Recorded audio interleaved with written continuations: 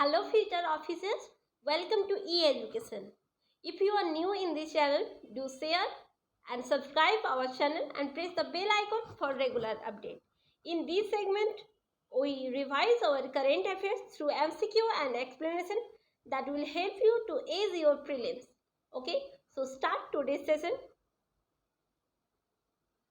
Let's start first question. Consider the following statement. Statement 1. The Bureau of Indian Standard is responsible for operating the gold hallmarking scheme in India. Statement 2. In India, gold is the only precious metal that has been brought under the purview of hallmarking. Okay. So here the first option is absolutely correct, because BIS is responsible for operating the gold hallmarking scheme in India. But gold is not the only precious metal that has been brought under the purview of hallmarking. So that's why statement 2 is incorrect. Let's see the options. We have to select the correct answer. That is only one, and option 1 will the correct answer. Let's see the explanation. The Bureau of Indian Standard, which operates the gold and silver hallmarking scheme in India, defines hallmarking as the accurate determination and official recording of proportionate content of precious metal in precious metal article. Okay, so that's why statement 1 is correct. And in India, at present, two precious metals, namely gold and silver, have been brought under the purview of hallmarking. So that's why statement 2 is incorrect. Okay. Now move on to the next question. Consider the following statement. Statement 1. Consider International Solar Alliance vision is to enable one world, one sun, one grid. This is International Solar Alliance. Okay. And statement 2. The ISA was launched on the sideline of United Nations Climate Change Conference of the Paris of the parties, that is also known as COP21. Okay. So here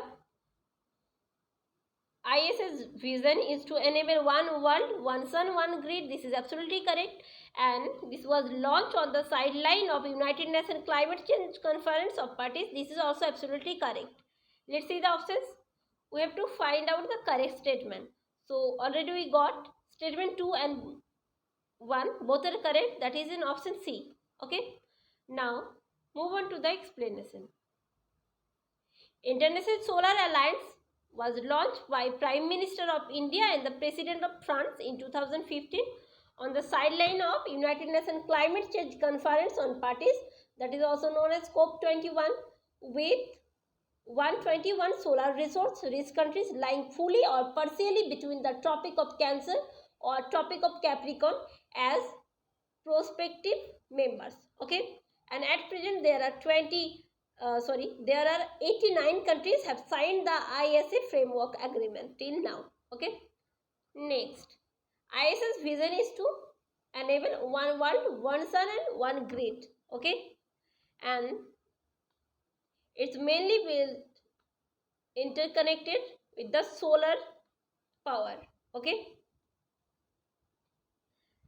And this will focuses on a framework for facilitating global cooperation, building a global ecosystem of interconnected renewable energy resources, mainly solar energy, that can be seamlessly shared. Okay, so that's why statement 1 is incorrect.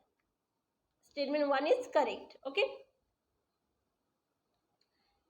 Now consider the following statements regarding the International Criminal Police Organization, that is also known as Interpol. Okay. First statement, the Interpol National Center Bureau is hosted every member country. Statement 2, the National Investigation Agency, that is also known as NIA, has been designated as the National Center Bureau of India. Okay. So here the first option is absolutely correct. Interpol National Center Bureau is hosted every member country, and statement 2, this is incorrect. Let's see the options. Which one is correct? So option A is the correct answer. Let's see the explanation. The International Criminal Police Organization, that is also known as Interpol, and intergovernmental organization that helps coordinate the police force of 194 member countries. Okay, each of the member countries hosts an Interpol Center Bureau, that is also known as NCB, and this connects their national law enforcement with other countries and with the General Secretariat.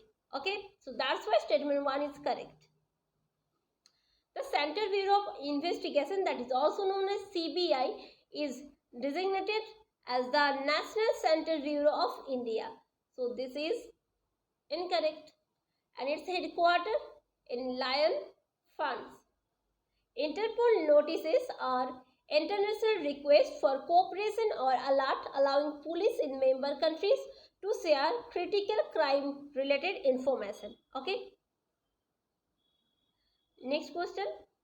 Paramparagat Krishi Vikas Yojana primarily deals with option A, horticulture, option B, organic farming, option C, conservative agriculture, and option D, zero budget natural farming. Okay, so Paramparagat, this is a Hindi term.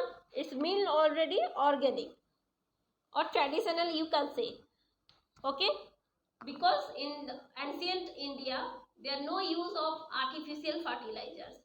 So you can remember in that way that Paramparagat Krishi Vikas Yojana is related to option B, organic farming. Okay.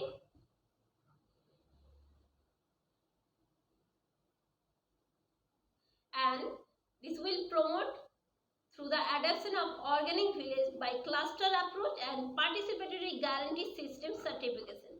Okay. Let's see the next question. With reference to the management of e-waste, consider the following statements. Statement 1. The e-waste management rules 2016 enforces extended producer responsibility, that is EPR in India. Statement 2. The Nairobi Declaration adopted at COP9 of the Basel Convention was aimed at creating environmentally sound management for electronic wastes. Okay, so here both the statements are correct. Okay, let's see the options. Which of the statements given above is or are correct? Okay, so already we got both the statements are correct. So option C is the right answer. Okay, let's see the explanation. The government of India has implemented the e-waste management rules 2016, which enforces the extended producer responsibility. This is absolutely correct. And under the EPR principle, the producer have been made responsible to collect a certain percentage of e-waste generated from their goods once they have reached their end of life. Okay, so that's why statement 1 is correct. Now, management of e-waste or international convention. First, Basel Convention on the Center of the Transboundary Movement of Hazardous Waste 1992 and option 2. Originally, the Basel Convention did not mention e-waste, but later it addressed the issues of e-waste in 2006 in COP8. Okay. Next point. The convention seeks to ensure environmentally sound management, prevention of illegal traffic to developing countries, but building capacity to better management e-waste. Okay. Now next, the Nairobi Declaration that was adopted at the COP9 of the Basel Convention, and it aims at creating innovative solutions for the environmentally sound management of electronic wastes. Okay. So that's why statement 2 is also correct. So these are all for this segment. If you like this session, do like, share with your friends and contacts, and press the bell icon for regular update. You can follow us on our Instagram and Facebook page and Telegram channel also. I will give the link in the description box, and you can get the PDF also in the Telegram group. Okay. So thank you. Thanks for watching the video.